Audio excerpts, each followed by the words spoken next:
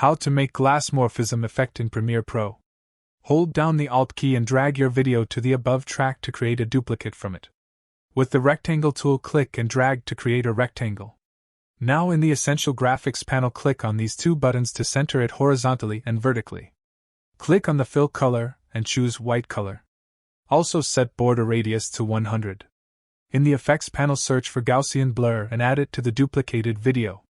Also, search for Track Matte key and add it to the duplicated video as well. With duplicated video selected, in the Effect Controls panel, set blurriness to 40. Set Matte to video 3, which is the rectangle located in that track. And set Composite using Matte Luma. Now we have the effect, but we can animate it. Select the rectangle, move the playhead to the start, and set scale to 0 to create a starting keyframe. Move forward 10 frames by holding the Shift key and pressing the right arrow key twice, then set scale to 100. Move the playhead to near the end and click on the circle button. Go forward 10 frames and set scale to 0.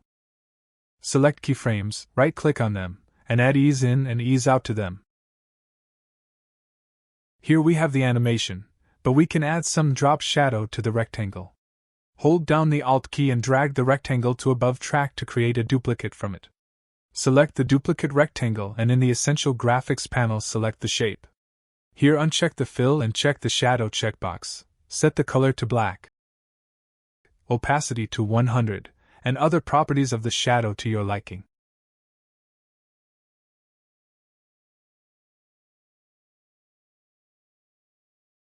Anyway guys, thanks for watching and I hope you found this useful.